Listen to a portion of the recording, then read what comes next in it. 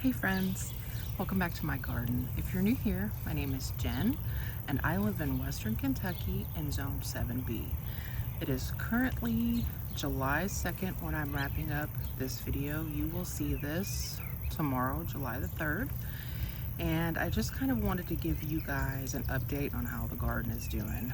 We just recently had a heck of a heat wave with heat advisories and all the stuff that goes along with that. So some things in my garden are doing better than others, and some things are doing better than I ever thought they would be when I stuck them in the ground.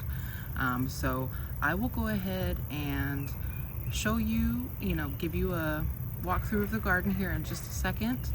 But I wanted to sort of insert some footage here of some things that I have harvested between the last garden blog and this one, just to kind of show you the things that I have been pulling out of the garden and what I have been enjoying for fresh eating. I haven't preserved anything yet, but I have started a project and I am about to do some preservation of some green beans. So I'll insert that footage here.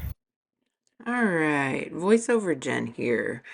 Now, some of this stuff that I'm picking here, I picked about June 22nd, and the bulk of it I picked around the 24th. So you'll see here, I was getting a pretty fairly decent amount of sugar snap peas every couple of days, right up until that heat wave hit. And I will show you very shortly what my sugar snap peas look like now. My cucumbers did start coming in. These are a pickling variety, but I found that even though they're spiky, you just give them a good wash and the spikes come off and they're still very sweet, and I have them on salads. My green beans exploded. They have just been putting on green beans like crazy. Now, the day that I picked this, I got almost a half a bowl of green beans just out of one flush. And so every 2 days or so after that, even in the heat wave, these Blue Lake bush beans were putting on another flush and putting on another flush.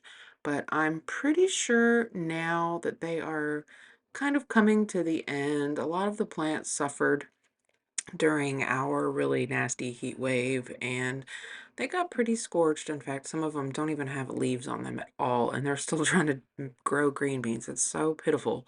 So after I get this last flush off, probably tomorrow, I am going to go ahead and just say goodbye to these green beans and start another rotation of them right here in these same beds. I'll amend the soil after I pull these guys out and I will start all over again. We have a nice long summer, so I should get quite a few green beans. I did find 2 radishes that I had forgotten all about. I didn't think that my radishes did anything, and I got 2 little small guys, so I'll call it something, and something's better than nothing. I also got to pick the first of my jalapenos, and I was really shocked at the size of some of these peppers. Having been pepper gated 2 years in a row, my expectations were set fairly low with these. I bought them from the store, and I'd already been fooled once and ended up with more hot banana peppers than any one person could ever consume or ask for. So to see this many jalapenos this early on in the summer and of this size and consistency, like, great, fantastic. I am super stoked about it. It's the small things that make me happy, and jalapenos, I guess, are just one of those this year. I did spot some ladybugs on my tomatoes that were previously infested with aphids. I did treat with the insecticidal soap, and I only treated once, and now everything's crawling with ladybugs. But yeah, you can see here that was quite a significant harvest of green beans and a whole lot of jalapeno peppers. And I didn't even pick all of the jalapenos. I left quite a few on the plants to kind of get a little bigger, maybe see if I could get some of them to turn red. But at this point in time, this is what my green bean bowl looks like. Now, I washed them really well, and then I filled my bowl up with water, and I keep it in the refrigerator, and I just find that that keeps the green beans crispy until I am ready to deal with them. I did throw a few okra in this bowl as well. I'll probably end up just throwing those into a jar to ferment. But yeah, like this bowl is full up with green beans, and I haven't decided if I want to freeze or can them yet. But I'll definitely let you guys know next time what I ended up doing with all of these green beans. And then, like a day later, I ended up picking a few blushing tomatoes because some of these were sunburnt from the heat wave. I didn't have any shade cloth, so I just went ahead and picked them and let them ripen in the house. And then I'll cut those kind of icky spots off and eat them just fine. I did get a few more peppers. I'm just going to throw into that jar there because I went ahead and started all of those jalapenos fermenting. You can see the bubbles, it's doing its job. But I'm going to make a big batch of jalapeno hot sauce that is fermented. It is delicious, and it was the first thing my family asked for when they saw me come into the house with that huge bowl of peppers. So I will definitely keep you guys posted on that as well. And of course, because I needed to, trim back the herbs, I went ahead and just hung some bundles of herbs, and these will come in very handy over the winter when I no longer have access to fresh herbs. Okay, so starting at my garden gate, I'm just going to kind of pan across and show you the difference in the garden now in July and the garden last month. Everything has kind of entered full jungle mode. It's grown quite a bit. I don't really want to show my neighbors' houses, but I will get an up close of that volunteer sunflower over there. But yeah, I mean, some things are doing well. You can see some things have bolted. The weeds are starting to get out of control, but that's just July things. It's totally normal and it's to be expected. So let me go ahead and give you a tour. Okay, starting over here with my tomatoes, I know I need to weed. Even though I put down plastic, I need to get down here and pull out all of this really nasty crabgrass that's growing up out of the holes where the tomatoes are. But it's just been an issue of finding the time during a time when it's not oppressively hot outside. So I will get to that, I promise, and next time you see the garden, it will look so much better.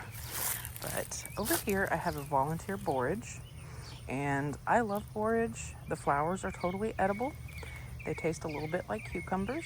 And the wonderful thing about borage is not only do the pollinators love it, and it is beautiful, but if you plant it once, you will probably have it forever and ever and ever. Because as you can see here, they put off a lot of flowers and they put off a lot of seeds. So I planted borage 2 seasons ago, and every season since then I've had at least one giant borage volunteer. So I'm happy to have it in the garden. It's just one more thing that the bees and the wasps and the other pollinators can enjoy. But that one came up right behind my tomatoes, which, as you can see, are doing wonderfully. In the footage that I showed of some of the harvesting I've done over the last couple of weeks, you probably saw a couple of tomatoes that I picked, and I mostly just picked those because they were sunburnt. As you can see, this one has a little bit of sunburn on it, but it's not soft. So I'm just going to leave these. These guys I think will be okay, but all of the tomatoes, these I believe are Cherokee Purples. They're doing really well, and I'm gonna see if I can dodge the bees and the wasps here to give you a close-up of the rest of them. I guess if you hear me squeal, you'll know I did not successfully dodge them. But here are some more tomatoes, all looking lovely. Some big ones back here on the back, and some smaller ones. And of course, now that the heat wave is over, the tomatoes are not dropping their blossoms, so I'm sure these are indeterminates. I will probably get a ton of tomatoes. Now, I planted a couple varieties, and I'm not really sure what this one is. I think this may be the Heatmaster tomatoes that Heather from Sage and Stone Homestead sent me last season. I don't know if you can see that very well, but they're just huge clusters of tomatoes. They're all fairly good size, like baseball size. So, and they do go all the way around. Tons of tomatoes on this plant. And then over here is another one. And these are kind of cat-faced, but I don't mind that. I think that that is part of what makes, you know, these tomatoes so lovely. And something did chew a hole in this one, but I don't know. I'll have to wait and see when I pick that to see if the inside of it is ruined as well. Here's another big fat tomato, and this one is kind of wedged in between the vines. Now, I didn't really prune these tomatoes. I just cut the bottom branches off so that they wouldn't be touching, you know, the plastic or the dirt. And they seem to be doing okay. They made it through all of that heat, and I don't see a lot of diseased leaves. So I'm assuming in this situation that they're probably gonna do okay.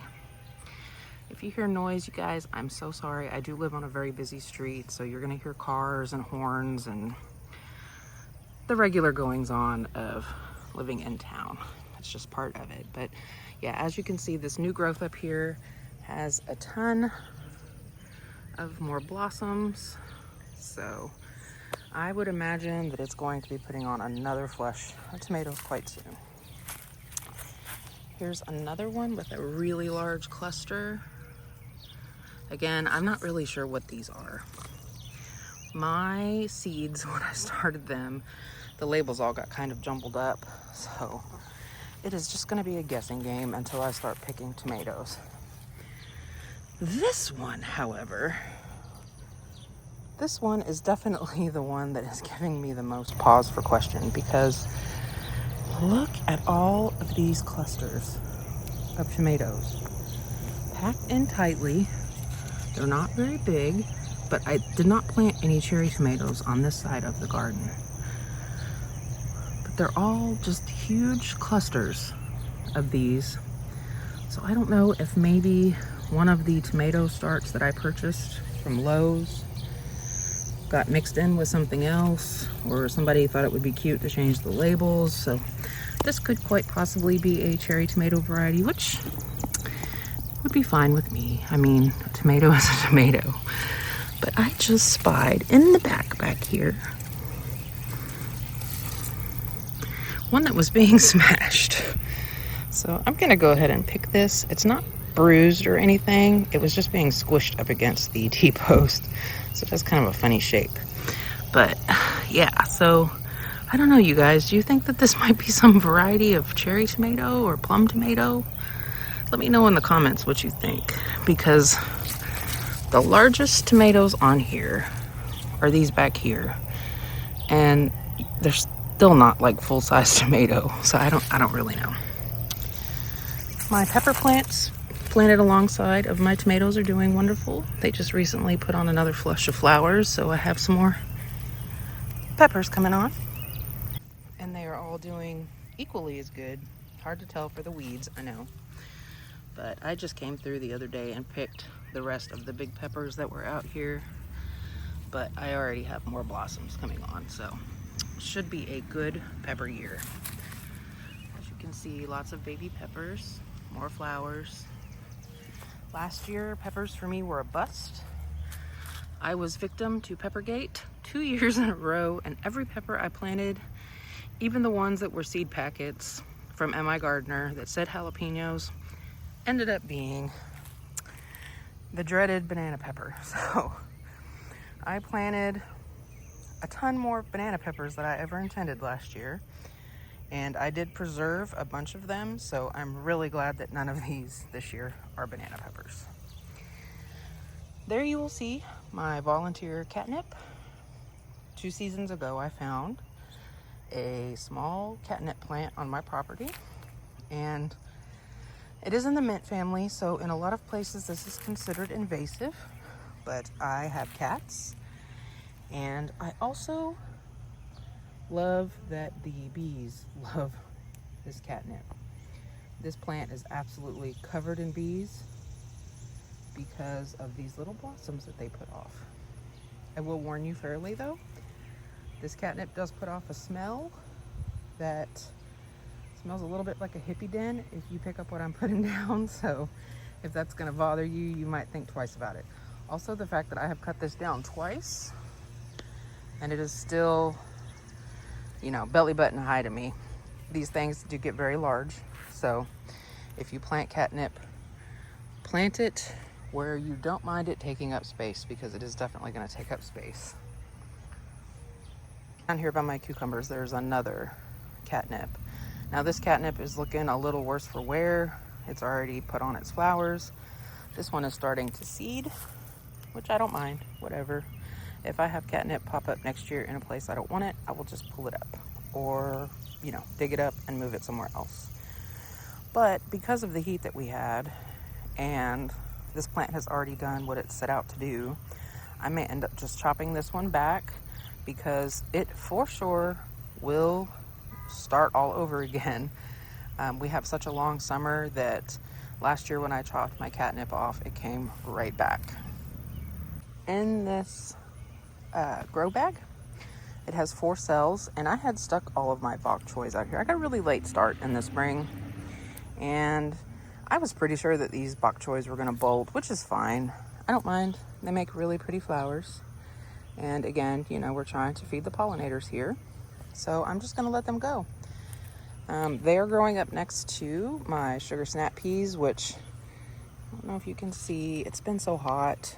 These guys, the blossoms are just drying up on them.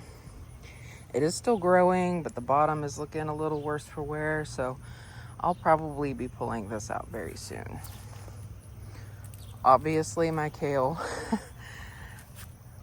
it worked well as a trap crop. That's all I really have to say about that. I'm pretty sure this is grasshoppers. We have grasshoppers really bad here, and when the lawn gets mowed, they just come straight into the garden. So I'm gonna be cutting that out, as well as the bok choy, pretty soon. The one perk to the kale getting eaten is the grasshoppers really haven't messed too much with my green beans. However, they have put on 2 or 3 flushes already, and the heat wave we had definitely scalded the center of the bed that wasn't as protected by the other plants in the garden. So I'm going to pick, you know, what's in here now. There's quite a lot of ready green beans, even though I just picked yesterday. I'll go ahead and pick what's in here, and I'll probably go ahead and rip out these plants and start another succession of green beans. These are just Blue Lake bush beans, and I buy the really big bag of the bush bean seeds from Rural King, and one bag is like $1.99, and it has lasted me 2 seasons, and I always plant twice. So definitely gonna go for another round of green beans. My nasturtiums did not like the heat at all. They are still trying, but they are not looking so great. But I'm gonna leave them alone. I'll probably come out with a little pair of scissors and trim off the dead bits and see if maybe that helps them bounce back. My cucumbers are doing amazing. They're all the way up to the top of the trellis that I built for them this year, and they are putting on cucumbers. Right now I'm getting about 1 a day, but as you can see, I have one back there that's ready, and I spotted one a little further down that was ready too. And I'm not gonna dig around in here too much, because I am one of the unlucky individuals that gets a rash on my arms from the cucumber plants. But as you can see, there are a lot of baby cucumbers and lots of blossoms and lots of bees. So pretty soon I will probably be overflowing in cucumbers, because they go all the way down. I'm going to show you my beautiful sunflower that was, well, it was a volunteer. I had some sunflowers planted on the end here last year, and they did okay. But this one is a beast, and I think that I'll be saving seeds off of this, because I am 5'7", and this plant is probably a good 2.5 feet taller than I am. So let me just show you. This is one plant all the way up. And I will stand at the base of this, and I still have to look straight up to see those beautiful flowers. But they are starting to put on seeds. So I will probably, if I can beat the birds to it, be saving at least 1 or 2 of these gorgeous heads for seeds for next year. But I wanted to show you the size of the stalk on this sunflower plant. It is no joke. I am not a small woman. I have very large hands. And the stalk of this, I can barely get my fingers around it. That's how big it is. It's almost as big as my wrist. So, one plant. Crazy. So funny to me how just one little seed that got dropped by the birds probably last year turned into this beast. So don't count out your volunteers. Now here's one of those unexpected things that I was talking about. In the spring, when I started sticking things in the ground, like I said, I got a late start, and bok choy and Napa cabbages are notorious for just bolting.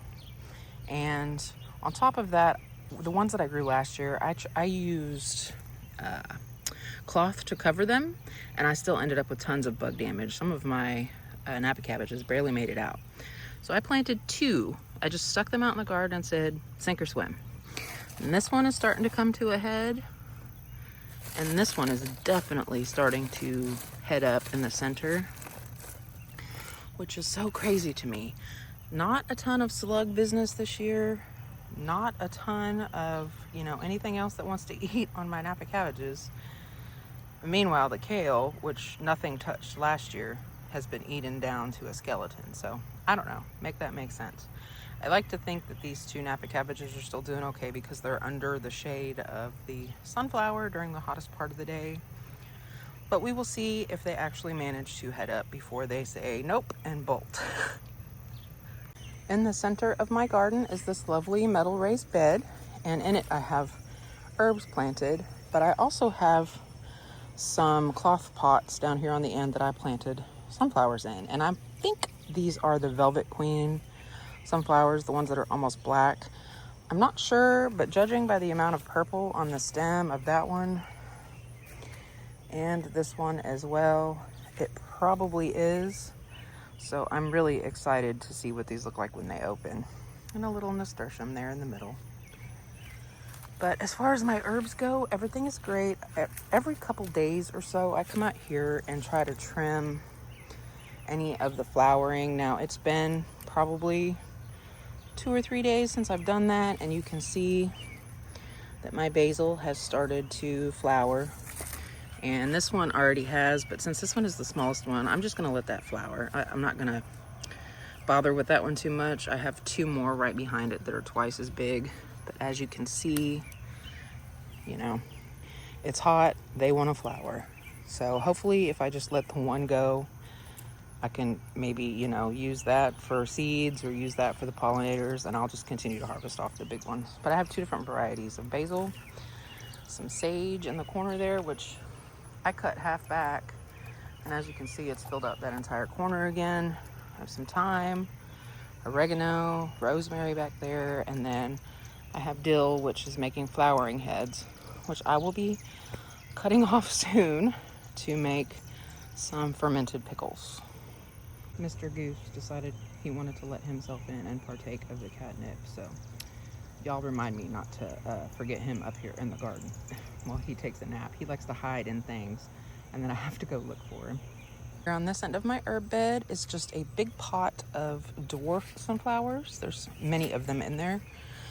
And I wasn't sure if they would make it, but I sure do like how it ended up looking. It's just big, and once those flowers open, it's gonna be in your face, and I love it. That is my style of gardening.